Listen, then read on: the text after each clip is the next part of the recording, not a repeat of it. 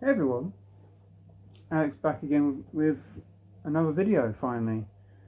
This time doing my take on the vinyl tag for 2026. I know I normally do this quite early in January, um, but I just haven't got around to it. So finally I've decided to sit down and well, do the vinyl tag. So, for those of you that aren't sure what the vinyl tag is, in case you're new to the vinyl community or whatever it is, someone each year compiles a list of 20 questions, and everyone who's a part of the vinyl community or who wants to be a part of the vinyl community but isn't sure where to start, sort of just jumps in and shares their answers for these 20 questions. So, without rambling on too much, let's get into the 20 questions, starting with question one. Show your best purchase of 2025. Obviously, music related. For me, it's gonna have to be this original first pressing of Queen's Innuendo album. Never thought I'd own a copy of this in my collection, so that was a phenomenal find, and it's in really good shape as well. So that one was a very clear answer for me. Question two. Share your favourite live experience in 2025. Now, I didn't have any because I didn't go to any concerts or anything like that. So I've decided to change this up a little bit and share a live experience I'm excited for in 2026. And Jenny and myself are off to see Jenny's favourite band in just a couple months. So that band is 5 Seconds of Summer. This is their new album.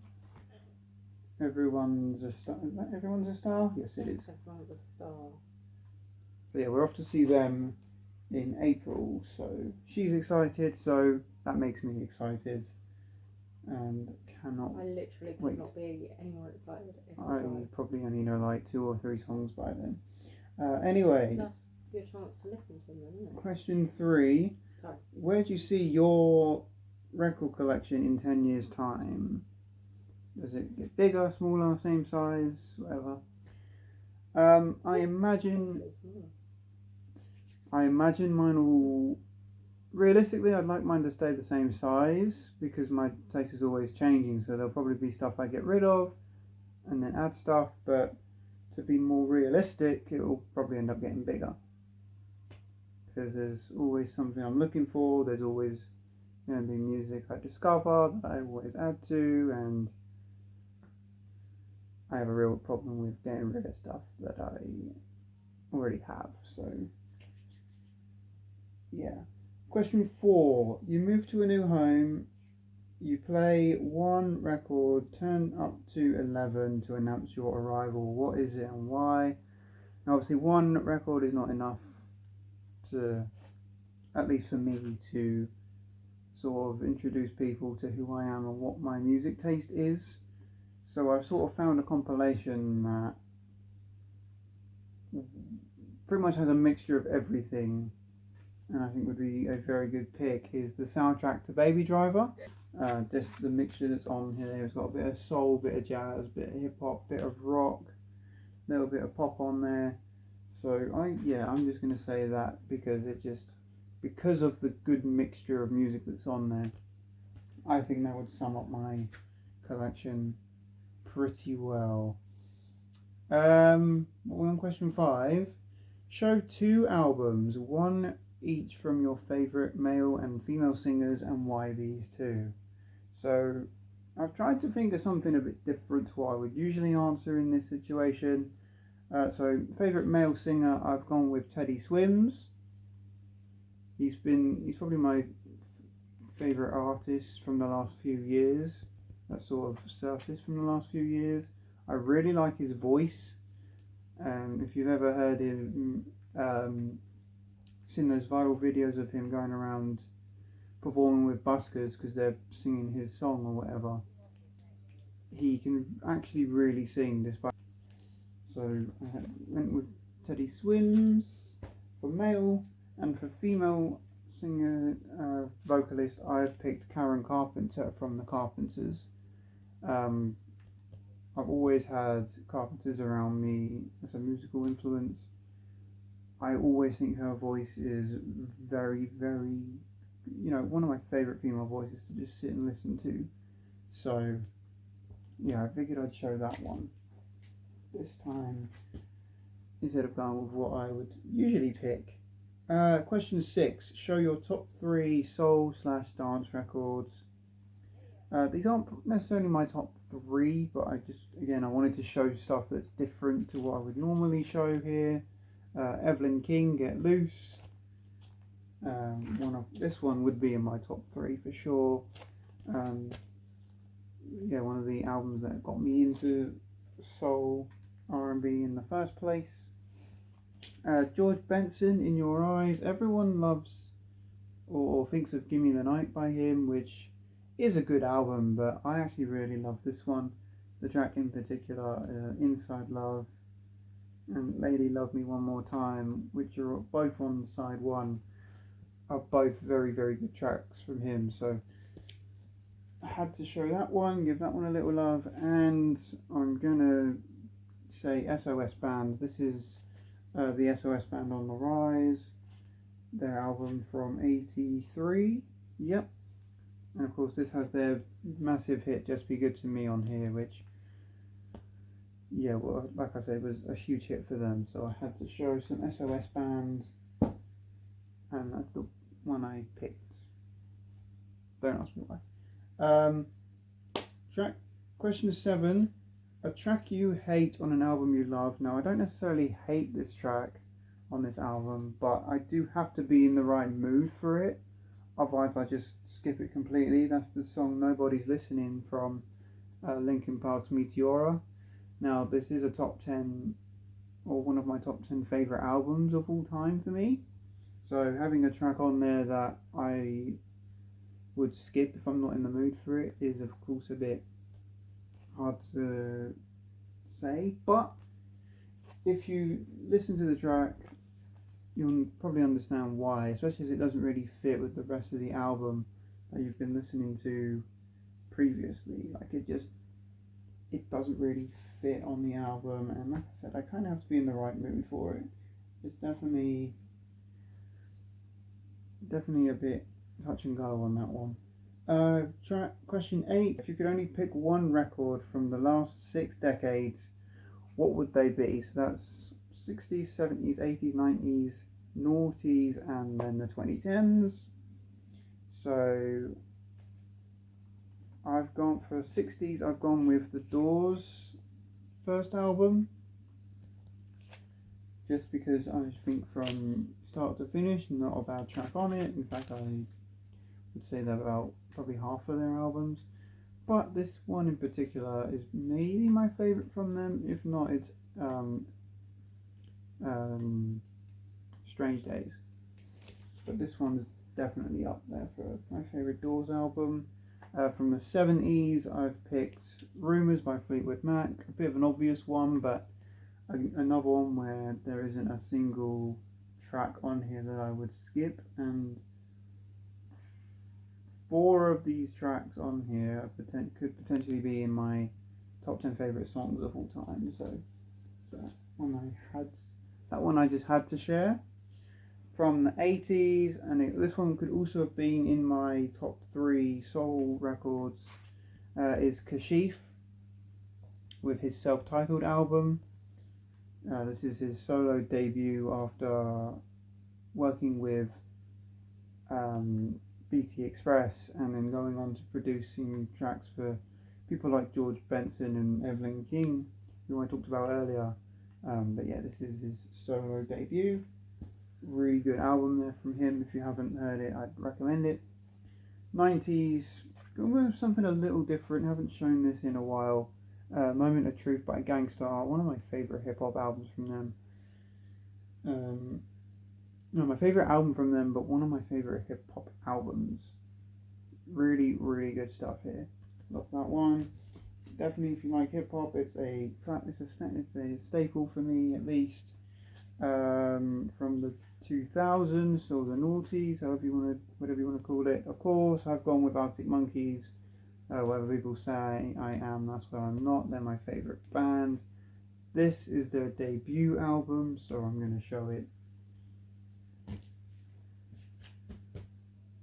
Yeah, don't really need to say much else about that I haven't said already on this channel. And from the 2010s, Kendrick Lamar's To Pimp a Butterfly. This has to be the album I played the most in the 2010s from when it came out. I know it only came out in 2015, but this definitely is my most played album of the 2010s for sure. It's just an instant hip-hop classic in my opinion, and being over 10 years old now, it definitely still holds up to me as Kendrick's best album. So yeah, that one I just had to show. Number 9, if you can spend the day with any artist, do whatever, go wherever you want. You could go to the beach, you could climb a mountain, you could explore the city, whatever you want to do, who would you choose? And I've picked someone and I've seen the documentary that they made on this artist in particular, and I think he's really funny. And just because he's really funny, I think he'd be cool to hang out with. That's Lewis Capaldi. Yeah, now I know that he may not be for everyone musically, but if you've watched the documentary or you follow him on social media in any way, you'll see he's actually a really, really funny guy. So I imagine he'd be pretty cool to hang out with. So that's my answer for that one. 10. What would be your must-ask question? I didn't really understand what this meant and I couldn't think of anything, so I'm just going to skip that one.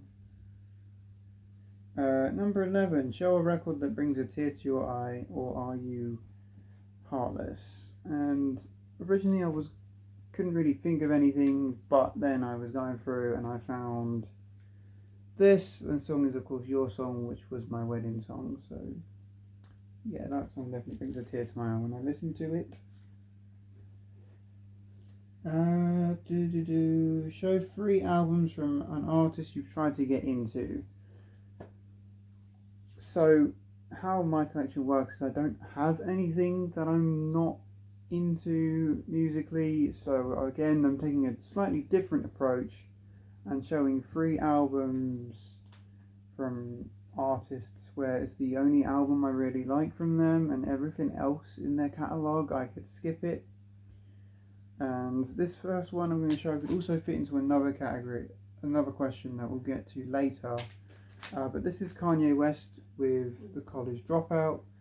I don't like anything he's done musically after this, but I do like this album a lot from start to finish, and it's probably the only time I will sing Kanye West's praises, because I would put this in the discussion for one of the best hip-hop albums of all time. But I don't like Kanye West as a person really, and like I said, I don't really like anything else he's done after this, but I do like that album, so I'm talking about it here. Next is Jefferson Airplane. This is Surrealistic Pillow. Love this album. Anything else they've done, I could skip it. I really could. Of course, you've got Somebody to Love on this album, which was a classic from them, and also White Rabbit on here. If you're not familiar, you probably know those 2 songs at least. And the last one I'm going to go with, and this one might ruffle a few feathers, especially because it's an artist that maybe isn't followed a whole lot here in the vinyl community, but it's Becky Hill. Again, don't really like much else from her. This album, around the time it was coming out, I was playing a lot of the songs off of this album at some of my gigs, so it sort of followed me around that way, and it grew on me over time. But again, like I said, anything else of hers, I could probably just skip it. But this album, I actually think is pretty good. Mainly because I've spent a lot of time with it. Maybe. But yeah, Becky Hill, that's Believe Me Now, the album there. Question 13. Show an album from an artist whose character disappoints you, or can you separate the artist from the music? Again, I can separate the artist from the music. Case in point, Kanye West, of course, being that I've listened to The College Dropout and I don't necessarily like him as a person. The same with the lead singer of Simply Red. Obviously has done quite a few and said quite a few controversial things in his time in the industry, but I really like the music that they make as a group and as a band, so I can look past those things and, you know, listen to the band because I actually really like the music, and that's the main thing. Unless the artist has done like something unspeakably terrible, you know. I can usually separate the music from an individual, but yeah. 14. If you had to sell your entire record collection, what's the one album you would hold on to as a keepsake? For me, it's not necessarily a favourite album, but it's definitely a sentimental one to me because it's the first album I ever had that was signed to me personally, and that is Jungle Revolution by Congo Natty. Of course, when I met Congo and worked with him, really nice guy, and the fact he signed his album for me was really, really good. And of course, back then I was going by Soulboy Alex for a DJ name until I just changed it to just DJ Alex to branch out a little more. Yeah, that album would be my one keepsake if I had to part with everything else in the collection. 15, discuss your VC highlight. This could be like a meet-up or a favourite video. Again, I haven't been very active in the vinyl community in 2025, but I love every video I make is always a highlight for me, so although it's a cop-out, I'm probably going to say my VC highlight is last year's vinyl tag, which was the vinyl tag for 2025, so that's what I'm going to say, although it was probably, you guys probably saw it coming. Question 16, your favourite musical biopic? Again, it's going back to it. There were a couple I had in discussion. One was the Doors biopic. I really liked that one. Love that one. But the one I think I've seen the most, and definitely one I will always come back to, is Rocket Man, where Taron Egerton plays Elton John. I think he does a really, really good job in that movie, and I don't know, I just really like the biopic, and although they do put things, you know, kind of out of order a little bit and sort of exaggerate on a couple of things to make the movie as they do for films, it's still a really good biopic, and I really, really like that one. So yeah, I'm going to say Rocket Man. It's definitely the one I've seen the most at times anyway. 17, 3 reasons why jazz matters and show a favourite album. I am one of the few people in my friendship group circle, probably the only person I know actually, that really, really likes jazz. So to say that jazz matters, I've tried to sell people on jazz before, hasn't necessarily worked. I kind of feel like jazz is one of them things, you either love it or you hate it. So I'm not going to try and say why jazz matters. I'm just going to show you one of my favourite albums, and that will be Donald Byrd Blackbird. This is my Japanese pressing of this album. And yeah, there's a couple of other albums I could have shown, but I figured I'd show this one mainly because of its tie-in to hip-hop, which is one of the reasons I was going to give as to why jazz matters, because if it wasn't for jazz, we may not have hip-hop like it is today. But yeah, Donald Byrd's Blackbird, one of my favourite jazz albums. Definitely in the discussion for me for being a top 10 jazz album, although I know it's more jazz funk. I kind of crossed the two over. Question 18, you're an innocent man or woman on death row. You're given one last musical request. What is your choice? And of course, for me, there's no other choice than Eminem, the Marshall Mathers LP. In my opinion, probably the album that properly started off my musical journey, because he's one of those early artists that I discovered on my own. And when I discovered him, I don't think I listened to much else for a number of years, unless it was someone he's worked with, like Dr. Dre, 50 Cent, Jay-Z, Exhibit, all of those people. Yeah, this is the album that I'd say kicked it off for me for him, and yeah, that would be my pick anyway. I've got to turn the page here, sorry. Question 19. Sell your favourite artist to a new listener. Show one essential album and explain why you've... Sorry, my handwriting is abysmal. And explain why they should make time for it, as in, I'm guessing as in the album. So for those of you that are new to this channel, aren't familiar with this channel at all, my favourite artist is Stevie Wonder. I've picked Songs in the Key of Life from him, which is arguably his best album, in my opinion his best album, and I say my favourite album of all time, although it's a toss up between these two.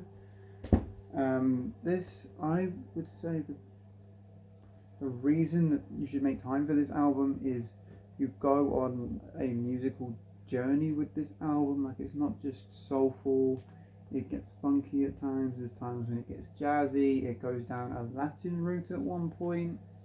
There's a song on here that Stevie sings entirely, I think it sings entirely in Spanish, I'm not entirely sure if it's Spanish or not. Like I said, I'm not bilingual, so I don't really know the difference. But this is potentially his best album, and as I said, you go on an entire musical journey from the first track to the last track on this album, and yeah, that's why you should make time for it. And I think it's pretty self-explanatory once you start listening to this album why you should have made time for it if you haven't listened to it before. Really good album there. So yeah, question 20, the last question here, is you're arranging a VC meetup in 2026. Excluding those you've already met, invite 3 people you'd like to meet. And I've had to write them down so I don't forget them, because I know what I'm like. I'll start filming and I'll forget who I decided I was going to pick. So the first one on my list would be Super Wes, because he's sort of the first channel I came across that inspired me to start making videos. And although he doesn't make videos much anymore, I'd still think a meet-up with him would be really, really cool. Next one I'm going to say is Jeff Kempin, because I've spoken with Jeff in the comments and on Facebook and all that good stuff, and he seems like a really cool guy. But I think my main reason for wanting to meet up with Jeff is because me and him could talk Stephen King for ages. He loves Stephen King. Stephen King's my favourite author. And also, obviously we still talk music as well, but we could talk music and Stephen King and have that common ground. And I'd really like Jeff to maybe give me a blues album he'd recommend or something like that, because I know he's really into his blues music, which is really good, and I don't have too much knowledge on blues. So yeah, Jeff, if you're watching, it'd be really cool to meet. And the last one is Lavelle Andrew on YouTube. I've come across his channel in the last couple of years, and we have a very similar taste in music, like going from all over the place. He loves his hip hop and jazz like I do, and soul, and obviously I love rock and as well, and reggae, and I'm pretty sure I've seen some of that on his channel as well. So yeah, those are the 3 that I'd say that I'd like to meet.